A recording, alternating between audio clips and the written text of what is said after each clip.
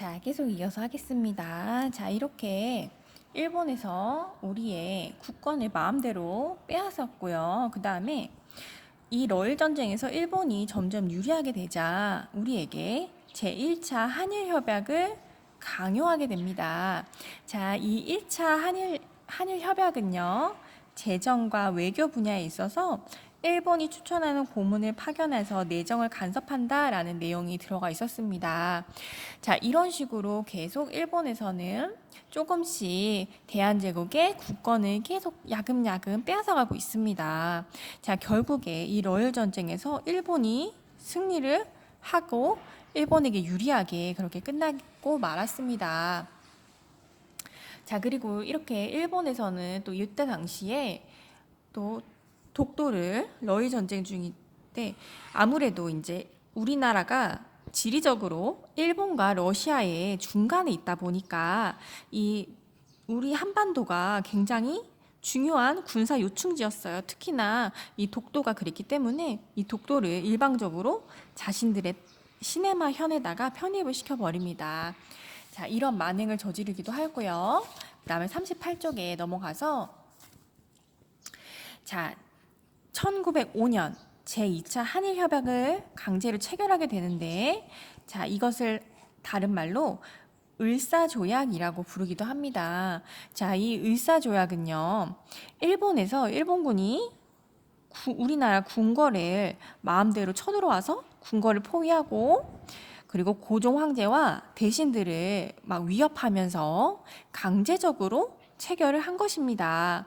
자, 이렇게 해서 을사조약이 체결됨으로 인해서 일본은 통감부를 설치하고요. 그리고 대한제국의 외교권을 완전히 빼앗아가게 됩니다. 그리고 내정에도 간섭을 하게 됩니다. 자, 하지만 이 을사조약은 고종 황제가 끝까지 여기에 동의하지 않았습니다. 그래서 강제로 체결이 되었기 때문에 을사늑약이라는 표현을 사용하기도 하죠. 왜냐, 조약이라는 거는 나라와 나라 사이에 맺게 되는 약속이라는 뜻인데, 이거는 약속이 아니라 강제적으로 그냥 거의 빼앗아 가다시피 한 그런 강제로 체결한 것이기 때문에 을사늑약이라고 부릅니다. 자, 우리 민족은 끝까지 이 을사조약에 반대하면서 항거하였습니다. 하지만 우리는 너무나 힘이 약했기 때문에 일본에게 저항을 하지 못했어요. 자, 그래서 이때 당시에 이 을사조약에 너무나 분통이 터졌던 많은 사람들이 이때 자살을 하기도 하였고, 자결을 하기도 하였고요. 또 의병항쟁이 일어나기도 하였고요. 그리고 이때 당시에 을사조약에 황제, 고종 황제 대신에 서명을 했었던 사람들, 그 친일파 세력이 있었어요. 그 사람들이 이제 그 5명이라고 해서 을사오적이라고 부르는데, 이완용을 비롯해가지고 이 5명의 을사오적의 사람들을 처단하기 위한 암살단이 조직되기도 하였습니다. 그리고 우리 대한제국의 많은 사람들은 이 조약은 잘못된 것이고 우리는 여기에 동의하지 않았다라는 것을 전 세계에 알리고자 노력을 하였어요. 그래서 고종 황제는 자, 네덜란드, 유럽에 있는 네덜란드 헤이그라는 도시에서 열렸던 만국 평화회의에 이 특사를 파견하기도 하였습니다. 그래서 여기 특사를 파견해서 이 을사조약은 잘못된 것이다라고 무효를 주장하기 위해서 이제 특사를 파견하기도 하였어요. 하지만 결론적으로 일본이 방해를 하였기 때문에 그 원하던 성과를 이루지는 못하였습니다. 그리고 일본에서는 이 고종 황제가 자꾸 순순히 자신들의 말을 잘 듣지 않으니까 자, 이 헤이그 특사 사건을 빌미로 삼아가지고 고종 황제를 강제로 퇴위시키기도 하였습니다. 그리고 군대를 강제로 해산시키기도 하였고요. 그리고 결국에는 이러다가 일본과 한일 병합 조약을 맺게 되는데요. 한일 병합 조약 1910년. 자, 이 한일 병합 조약이 체결이 되면서 결국에 우리 민족의 모든 국권이 완전히 일본에게 빼앗기고 우리는 일본의 식민지로 전락하고 말게 되었습니다. 이게 바로 1910년도에 일어난 사건입니다. 이렇게 1910년도부터 우리나라가 광복을 맞이하게 되는 1945년까지 36년간이나 일제 치하에 있게 되는 그런 식민지를 당하게 되었습니다. 자, 39쪽부터는 이제 한일 의병항쟁이 나오는데요. 자, 우리 의로운 병사들, 우리 조선의 우리 백성들은 이 일본의 부당한 처우에 대해서 여기에 승복하지 않고 끝까지 맞서 싸웠습니다. 자, 이 의병항제는 이제 을미사변 명성황후 시해 당했던 사건이죠. 이거하고 을미개혁 때 단발령이 일어났던 걸 계기로 해서 이제 의병 운동이 일어나기도 하였고요. 그리고 또 을사조약이 체결되는 소식이 전해지면서 전국 각지로 다시 또 의병 활동이 벌어지기도 하였습니다. 근데 이 의병 활동에 참여했던 사람들은 일단은 유생들, 유학을 공부했던 유학자들, 그리고 전직 관료들, 벼슬에 있었던 사람들뿐만 아니라 이런 농민들, 평민들 계층, 이렇게 다양한 사회 각계각층의 많은 사람들이 모두 다 참여하여서 이제 나라를 구하기 위해서 신분을 다 뛰어넘어서 많은 백성들이 참여해서 무장투쟁을 벌였다라는 거에 의의가 있습니다. 쭉쭉쭉 넘어가서요. 여기도 한 번씩 쭉 읽어보세요. 자, 안창호 선생님, 양기창 선생님 등등등등 비매 단체인 신민회를 조직하기도 하였고요. 그리고 42쪽에 오시면 자, 국채 보상 운동이 있습니다. 자, 이 국채라는 말은 국가의 빚이라는 뜻이에요. 국가에서 일본에게 빚을 많이 졌어요. 그렇다 보니까 우리가 이렇게 일본에게 정치적으로 예속되는 것은 우리가 경제적으로 일본에게 빚을 졌기 때문이다. 그래서 우리의 나라의 빚을 우리 국민들이 돈을 조금씩 모아가지고 그 돈으로 이 국가의 빚을 갚자라고 하는 게 바로 이제 국채보상 운동이었어요. 그래서 이 국채보상 운동이 전국 각지에서 일어나게 됩니다. 자, 먼저 남자들한테는 우리 담배 필 돈을 모으자. 담배 피는 돈 조금씩 모아가지고 그 돈으로 우리가 기부금을 내자. 그리고 여자들한테는 우리 그 액세서리 반지라든지 비녀라든지 이런 액세서리들 그거 하나씩 빼가지고 팔아서 그 돈으로 성금을 모으자라고 했던 게 바로 이제 국채보상 운동이에요. 그래서 여기 국채보상 운동에 대한 내용이 여기 잘 나와 있으니까 여기 한번 잘 읽어보세요. 여기 반지 빼기 모임 취지문이라고 되어 있는 거 있죠. 자, 여기 보면은 자, 우리 나라 빚이 얼마가 있는데 자, 우리가 그래서 우리 같이 힘을 모아가지고 자, 우리 여자 동포들은 반지를 한 쌍씩 벗어가지고 팔아서 외국인의 수모를 싣고 자유국권을 되찾아서 독립기초를 이루자라고 하면서 국채보상 운동에 같이 동참해 줄 것을 호소하는 그런 신문 기사가 실리기도 하였습니다. 자, 이렇게 우리 민족은 일제의 국권 침탈에 맞서서 열심히 우리의 권리를 되찾기 위한 많은 의병 항쟁과 애국 계몽 운동을 펼치기도 하였습니다. 자, 여러분들 이 계몽이라는 말은 무슨 뜻이죠? 자, 이 계자는 열 계자에다가 그 다음에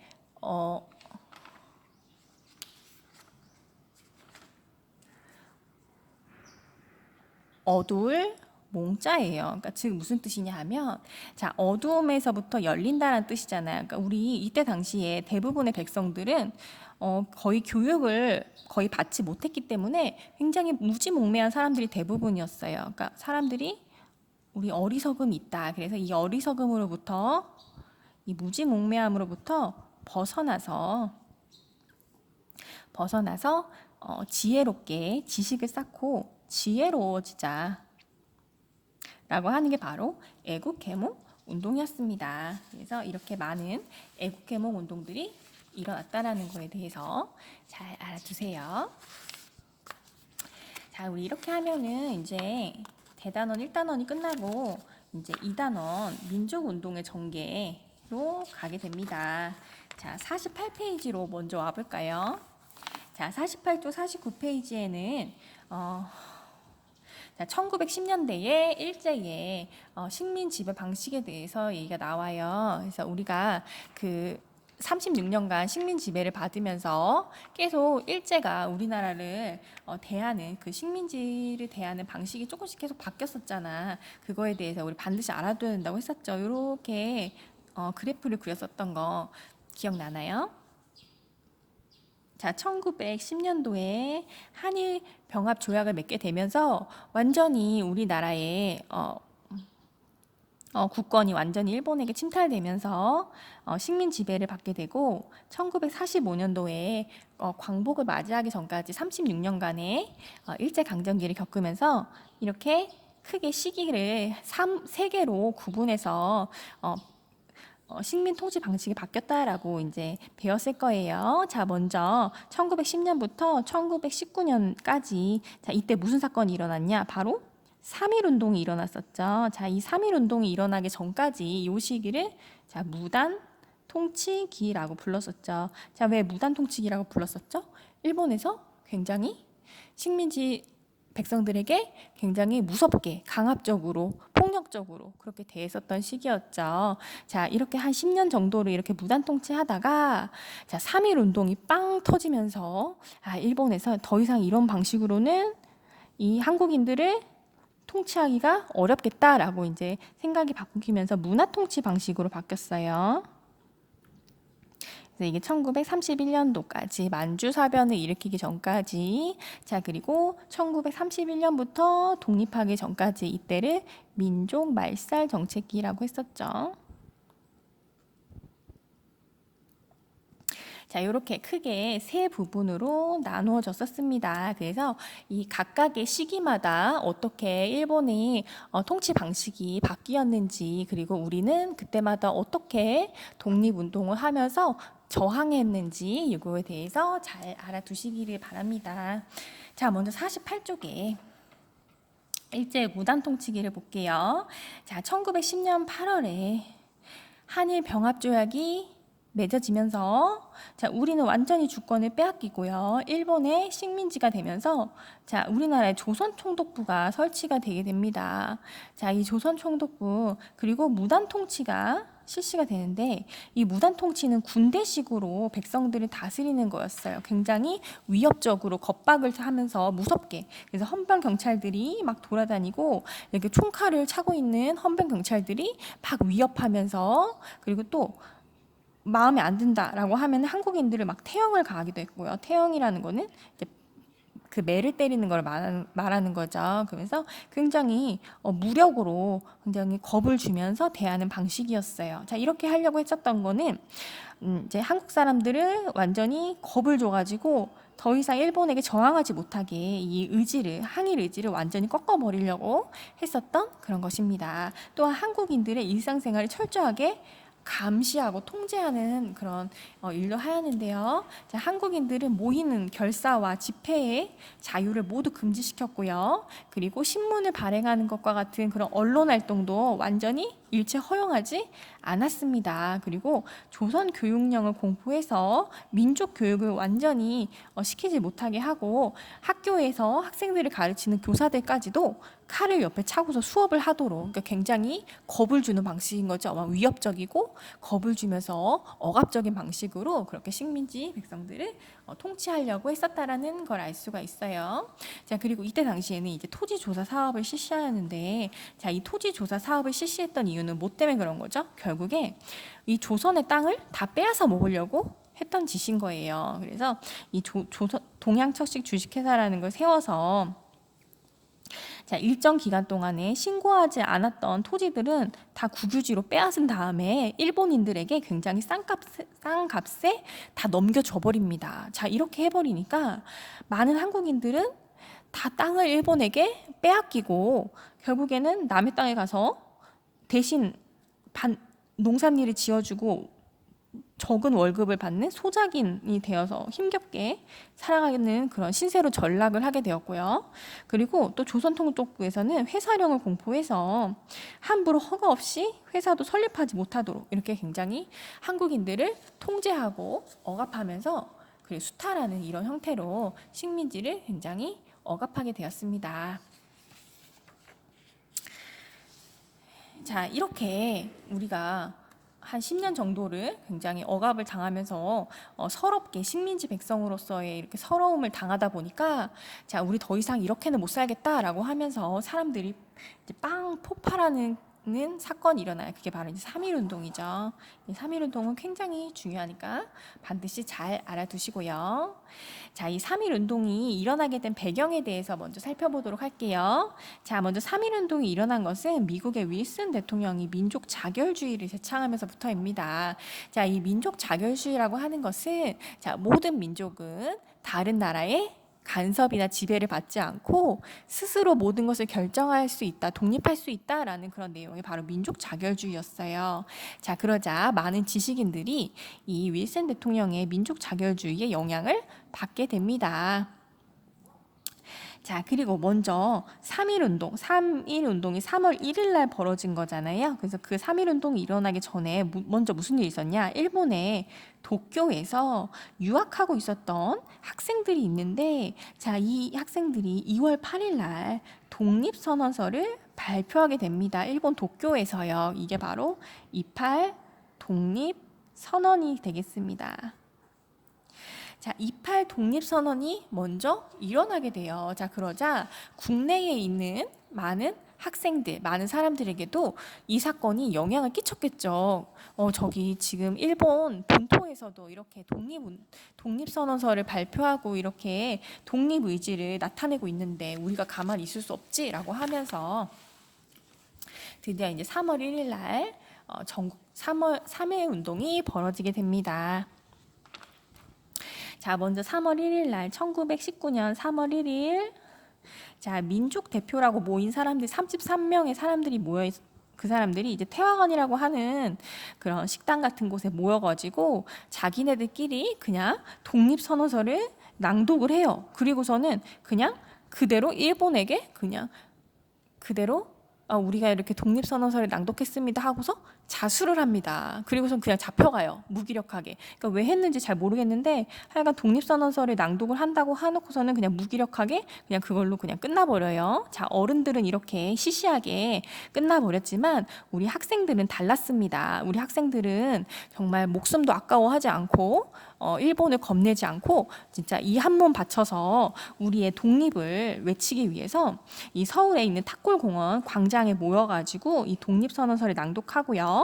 태극기를 휘날리면서 독립만세 운동을 시위를 하였습니다. 자, 이렇게 하자 이 세력이 점점 커졌겠죠. 자, 그래서 전국 각지로 이 만세운동의 여파가 전국으로 각지로 파급이 되어서 농촌 지역까지 전국 곳곳으로 다 확산이 되게 되었습니다. 하지만 일본에서 이런 독립운동, 만세운동을 가만히 내버려 두지 않았겠죠. 굉장히 무자비한 탄압이 이루어지게 됩니다. 그래서 헌병 경찰들과 군대를 동원해서 굉장히 많은 이때 독립운동, 만세운동에 참여했었던 많은 사람들을 막 잡아서 감옥에 가두기도 하고, 그리고 굉장히 모진 고문을 하였습니다. 그리고 그렇게 많은 고문 과정에서 많은 사람들이 또 목숨을 잃기도 하였고, 이렇게 많은 독립운동가들이 희생을 당하게 되었습니다. 그때 이제 대표적인 그 독립운동, 이 만세운동에 참여했던 분 중에 한 분이 바로 이 유관순 열사시죠. 이 유관순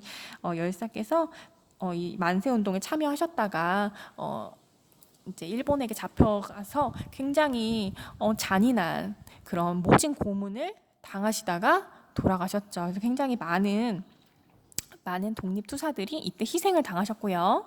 자, 하지만 이 3.1 운동이 우리 국내뿐만 아니라 국외에 해외에 거주하고 있었던 우리 한국인들에게 또 알려지고, 그리고 또 일본인들에게는 우리가 이렇게 억압적인 방식으로 이 한국인들을 계속 식민 지배하려고 했었더니 이게 더 이상 먹히지 않는구나, 이런 방식으로 통하지 않는구나라고 하면서